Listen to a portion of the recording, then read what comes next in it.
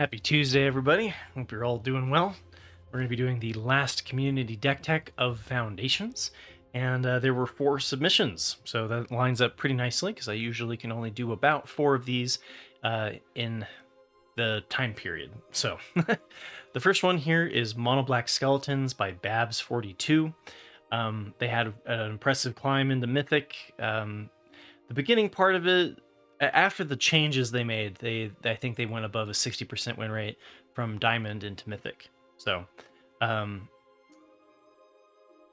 61 cards though, I can't approve. I do think you should shave probably your weakest card, which I think is Hopeless Nightmare. I get that you're bringing in a little bit of hand hate. You had 2 duress in the sideboard that I replaced with my suggestions, as we'll talk about here shortly. But the Hopeless Nightmare and the Liliana of the Veil gives a little bit of hand hate, but not a whole lot. And since there isn't a huge amount of synergy off of the Hopeless Nightmare, I'm not sold on it. Because, like, I mean, I get that if you can, you can sacrifice it to get a Descend trigger, but you can do something like run a Surveil land, and that would achieve the same kind of thing without having to pay 3 to sacrifice the Hopeless Nightmare to then trigger your Corpses of the Lost in the later part of the game. The other thing that I like to look at after the lands, or after the card number, is the land count, and you've got 22 lands. I'd probably run this 23 in paper or in best of 3, but in best of 1 I think you can get away with 22, so I think the lands are in a good spot. Your hardest to cast spell is the 1 CC, and that needs 18 sources of black, which you have, so you're good there, so at least 90% of the time. And then you kind of, your unique cards, if you will, to what I don't usually see in this archetype are the Hopeless Nightmare, the Unstoppable Slasher, and Liliana of the Veil. The rest of it is all pretty standard for Mono Black Skeletons. Usually a 4th cut down instead of stab, but stab or disfigure. Sometimes that people replace them because of Heartfire Hero in Boros Auras and Mono Red. And then I do think that I would be half tempted to shave the Liliana of the Veil and the 2 Hopeless Nightmares to put in the Adaptive Automaton, and or Automaton, however you say it. And this would be another skeleton that gives all of your creatures, or all of your skeletons +1/+1. So it'd be kind of like running a Death Baron, but it's something to consider, right? You're not even running all 4 Death Barons, so maybe you don't want another Lord, but I do see these occasionally in the Mono Black Skeletons builds. Conduit Pylons, as I mentioned, some people like to run this. The Sandstorm Verge hasn't actually been particularly... it doesn't come up in a lot of games where you've got the crime trigger to bring back the Forsaken Miner, but because this version is not running Gisa, you're not really leaning fully into the crime package anyway. So I'd be tempted to replace the Sandstorm Verges either with the Conduit Pylons to get the Surveil for the Corpses of the Lost, or Soulstone Sanctuary. And it's a little bit more expensive to get to it, but you still can get to it. Even Mono Red that runs 21 will have enough lands occasionally to activate the Soulstone Sanctuary. So because it has the skeleton, it's a shapeshifter, so it has the skeleton or the even the zombie, I guess. It has whatever creature type you want, right? So it would synergize with your lords, and especially if you go the route of having multiple lords, then you would want, I think, the Soulstone Sanctuary over the Mishra's Foundry.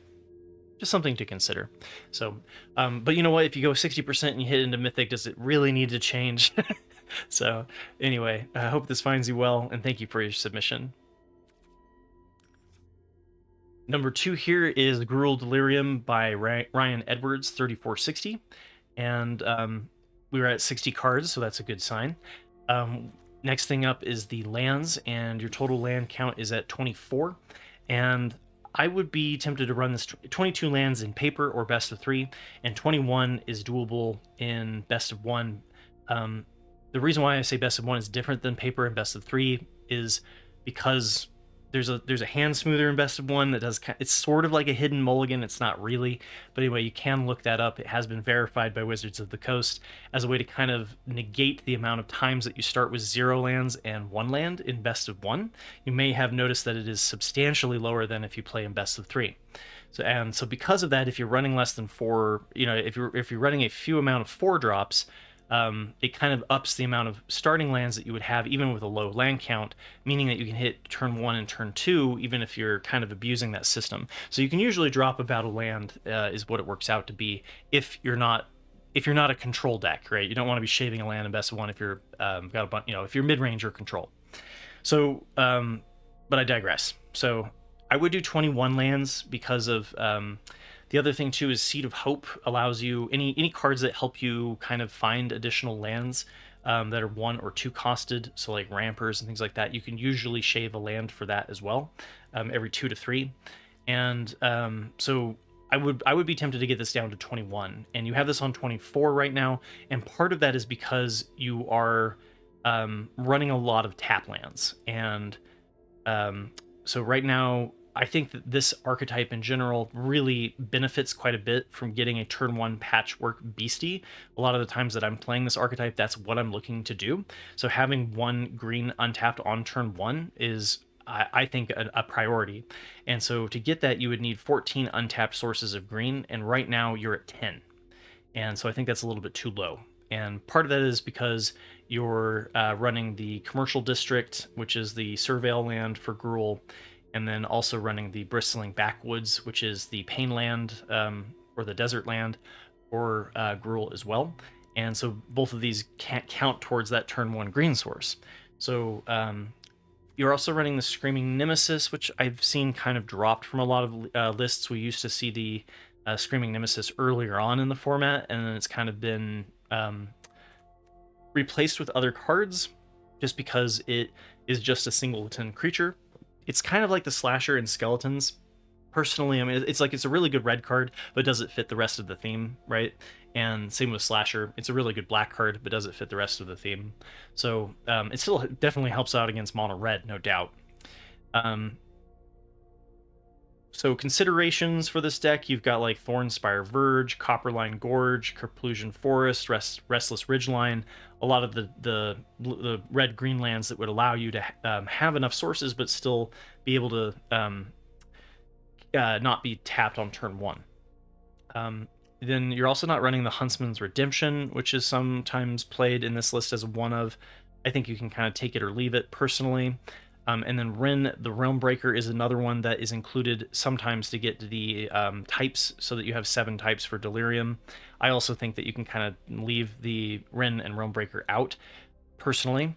But the one that I think is very impressive and is sorely missed in this is Inti, because whenever you attack, you discard a card, which helps you enable your Delirium, right? So this is a very good Delirium enabler, especially if you're pairing it with cards that are 2-for-1s that are able to count as 2 things towards your Delirium.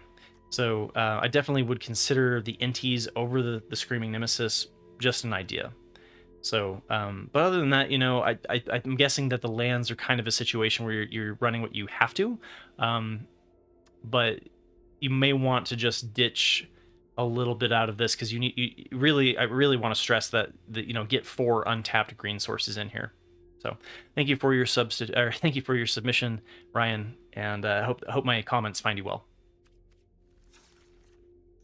And we have a second Gruul Delirium list, this time by Zigzag 2370, and this one is also a 61 card special, which I cannot approve.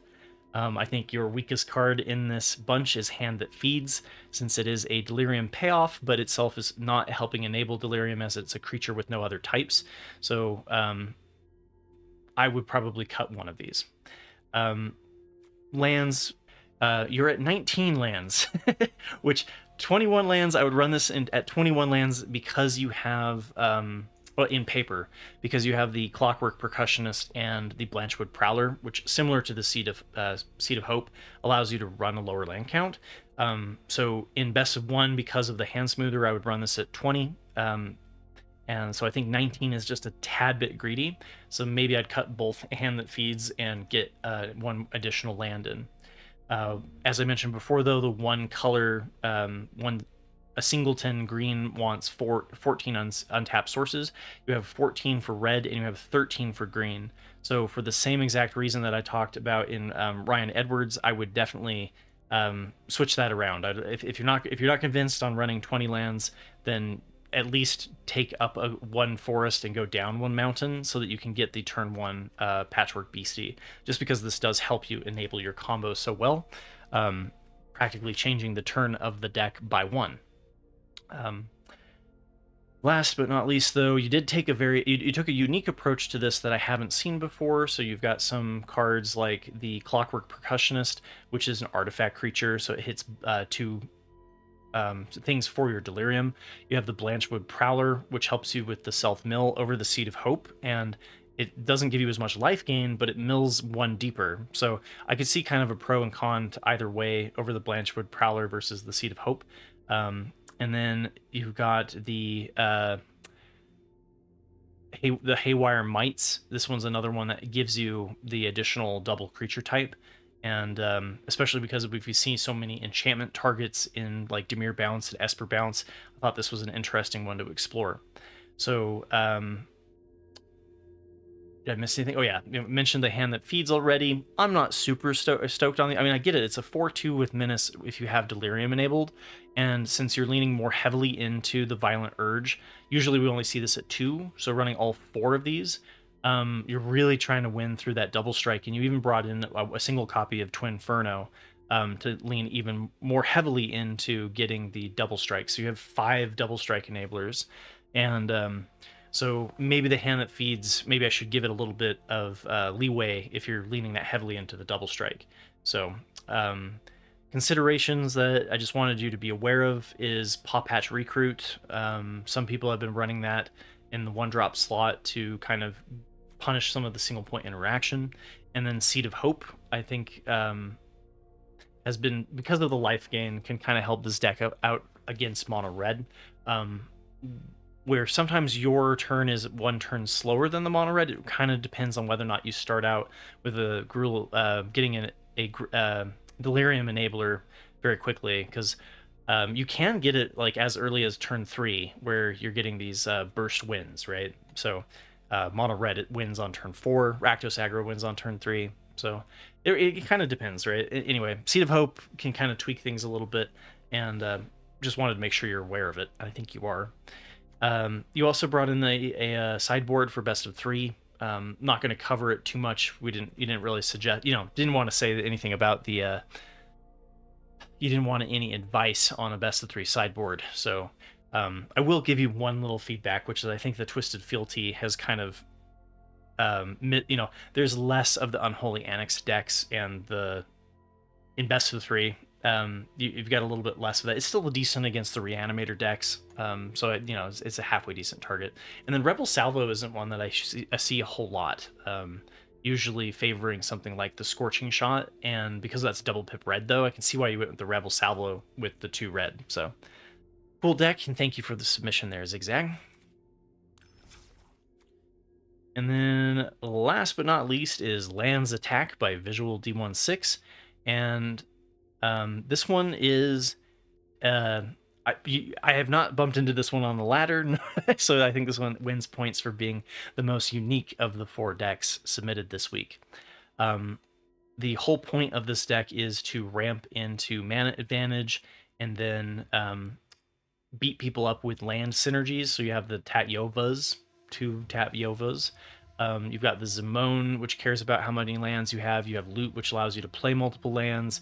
You've got the Loam Speaker that can animate your lands. You've got Up the Beanstalk, which every time it works really nicely with the Overlord of the Hauntwoods.